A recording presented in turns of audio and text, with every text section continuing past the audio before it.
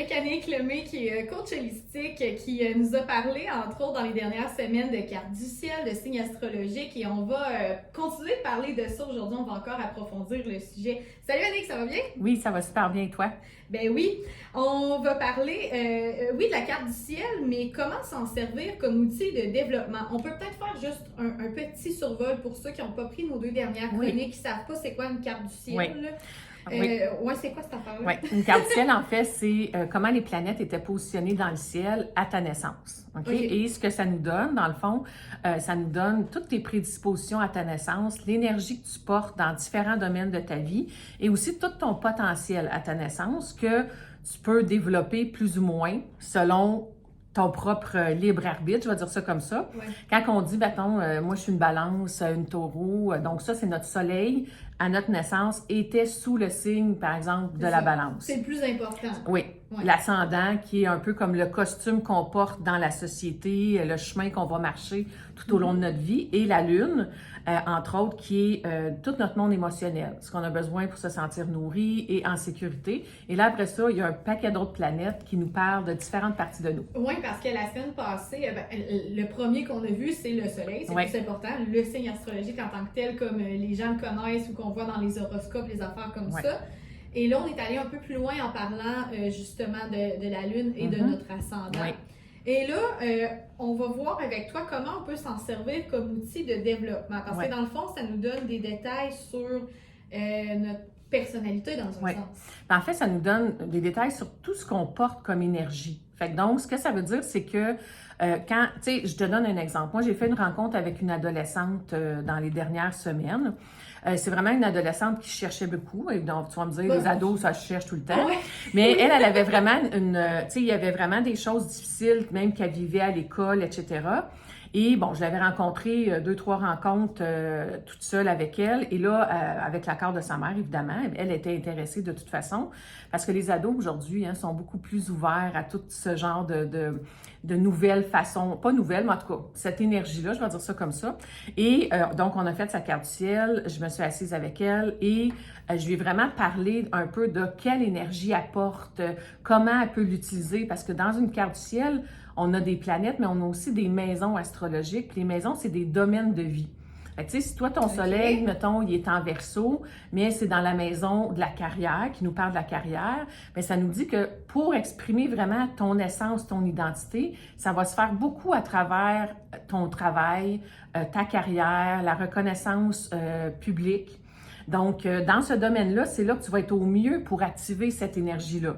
OK, fait comme ça, on pourrait déterminer si quelqu'un va être plus une personne familiale qui va se concentrer plus sur sa famille ou plus sur sa carrière. Oui, tout à fait. Ou peut-être avoir un équilibre entre les deux. Effectivement, tout à fait. Fait que, tu sais, puis donc, là, après avoir fait cette rencontre-là avec l'ado en question, c'est comme si j'y avais, à quelque part, donné le droit d'être qui elle sentait qu'elle était, mais qu'elle savait pas que c'était possible d'exprimer puis de vivre de cette façon-là. Et je l'ai rencontrée à quelques reprises après, puis sérieusement, il y a une grosse différence dans son attitude, dans comment elle se comporte. Même à l'école, ça paraît, dans le fond, dans ses relations avec les autres.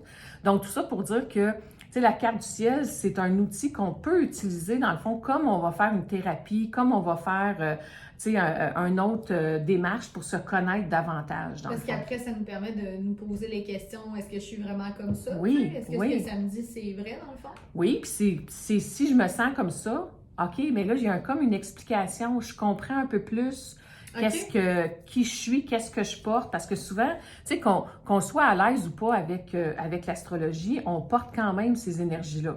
Donc, on va les vivre, on va les ressentir, mais là, à partir du moment où on nomme des choses, où on met des choses plus au niveau de la conscience, bien, ça l'aide la personne à mieux se comprendre. Tu sais, c'est un peu comme quelqu'un qui a un diagnostic à un moment donné, tu sais. Il est de la misère à être concentré. Bon, puis là, on fait des démarches, puis finalement, il y a un diagnostic, mettons, d'anxiété. Ah, mais là, ça permet à la personne de comprendre qu'est-ce qui se passe à l'intérieur d'elle.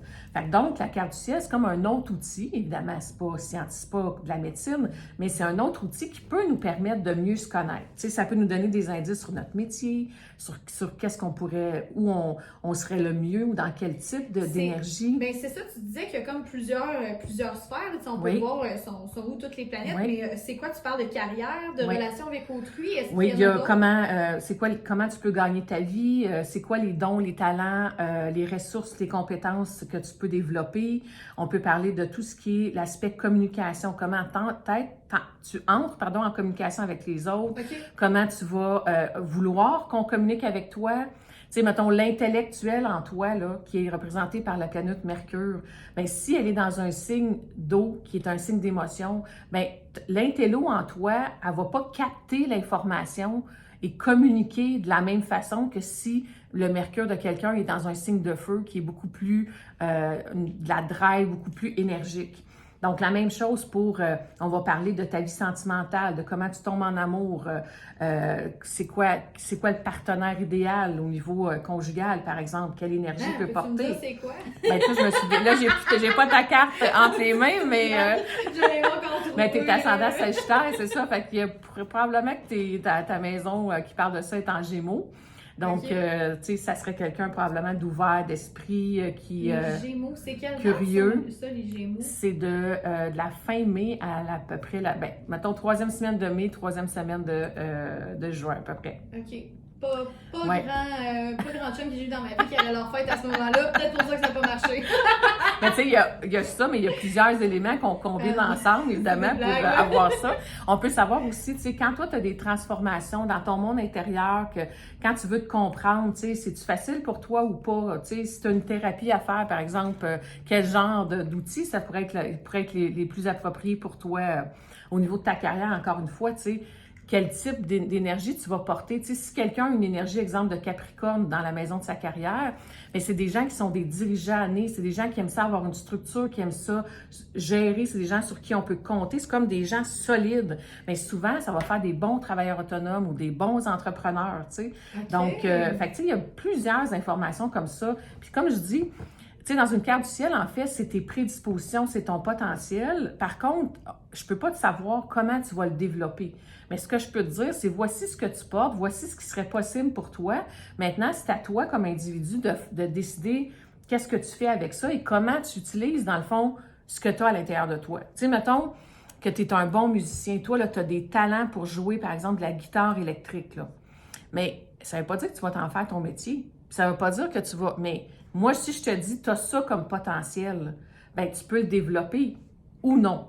Oui, c'est ça. Tu comprends? Fait que, mais des fois, ça donne l'opportunité aux gens de dire, hey, j'ai toujours rêvé de faire telle affaire ou d'aller dans tel domaine, mais j'ai jamais osé pour X, Y, Z raison. Ben, si la carte du ciel nous dit, ben écoute, ça serait vraiment un super domaine pour toi, tu pourrais vraiment t'épanouir, ben là, on peut regarder comment la personne pourrait s'aligner différemment, mettons au niveau de sa carrière, par exemple. Puis en même temps, au-delà de l'aspect spirituel ou astrologique, là, c'est possible aussi de simplement prendre ça comme outil pour partir une discussion et voir, tu sais, oui, je veux un changement de carrière ou non, finalement, j'en veux pas. Tu sais, j'aime ça comme si c'est là. Oui, tout à fait. Ça permet juste d'avoir une discussion des fois, puis de valider des choses ou d'aller rechercher un peu plus loin si on est vraiment sur notre X, autant au niveau de notre famille que de notre travail, que de nos relations avec les autres, ben ça peut vraiment aider à cheminer, justement, comme on dit. Oui, tout à fait. Puis, tu sais, les gens, souvent, ils ressortent des rencontres avec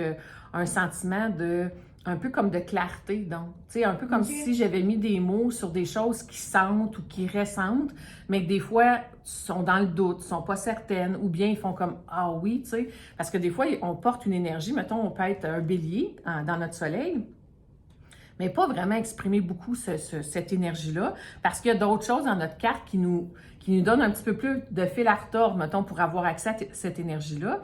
Mais à partir du moment où tu dis « Oui, mais tu l'as, tu pourrais être comme ça, tu pourrais développer mettons, cette énergie-là », bien là, on peut donner des outils à la personne pour se sentir encore plus apte à aller dans ce type d'énergie-là, qui, dans le fond, est vraiment son essence.